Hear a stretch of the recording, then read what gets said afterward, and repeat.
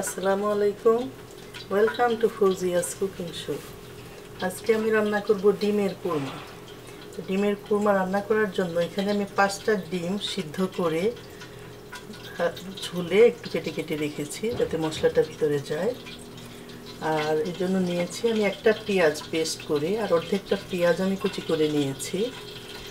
আর এখানে নিয়েছি লং, এলাচ, দারুচিনি, তেজপাতা। আর হাফ টিস্পুন করে আমি নিয়েছি এখানে ধনিয়ার গুঁড়া, জিরার গুঁড়া আর গরম মশলার গুঁড়া। লবণটা অবশ্যই পরিমাণ মতো। আর হাফ টেবিল স্পুন করে আমি নিয়েছি আদা রসুন পেস্ট। এখানে 2টা কাঁচামরিচ ফালি করে নিয়েছি আর কয়েকটা গোলমরিচ নিয়েছি। এখানে হাফ কাপের মতো আমি নিয়েছি দুধ, আর হাফ কাপ আমি দিব পানি। দুটো একসাথে করে আমি দিব। এখানে নিয়েছি আমি কয়েকটা কিশমিশ। তো এখন পাতিলে আমি তেল এবং ঘি একসাথে, তেল আর বাটার একসাথে করে আমি দিয়েছি। এখন আমি কুচি করা পেঁয়াজ আর পেস্ট করা পেঁয়াজটা আমি একসাথে দিয়ে দিব। পেস্ট করা পেঁয়াজটাও আমি দিয়ে দিব।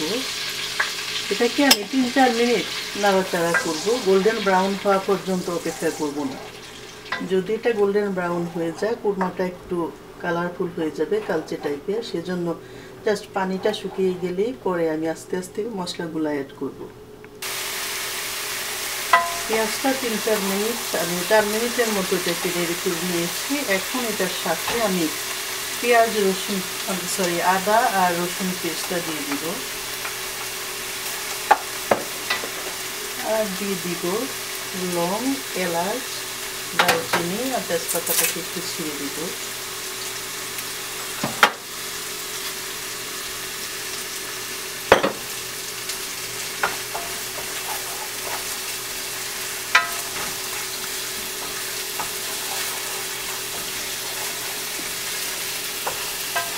এখন দিয়ে দিব আমি কাঁচামরিচ আর গোলমরিচ কয়েকটা রেখেছিলাম সেটা।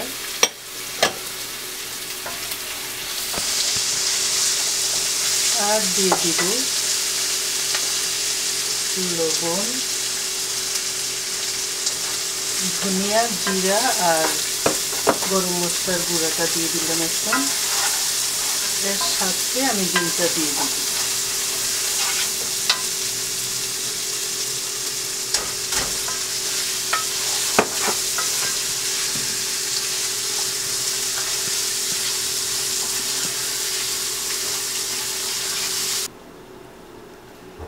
মশলাটাকে ভালো মতো ভুনে তারপরে আমি দুধ আর পানিটা একসাথে করে দিয়ে দিয়েছি।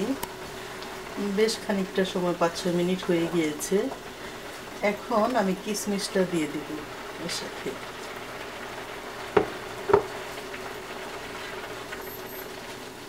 তারপর এটাকে একটু আরও 4-5 মিনিট সময় নিয়ে এটাকে রান্না করব। হাই হিটে না, মিডিয়াম হিটে। আরও 5-6 মিনিট এটাকে আমি ঢেকে রাখবো। তৈরি হয়ে গেল আমার ডিমের কুরমা। আপনারাও ট্রাই করে দেখতে পারেন, আশা করি ভালো লাগবে। খুদা হাফেজ।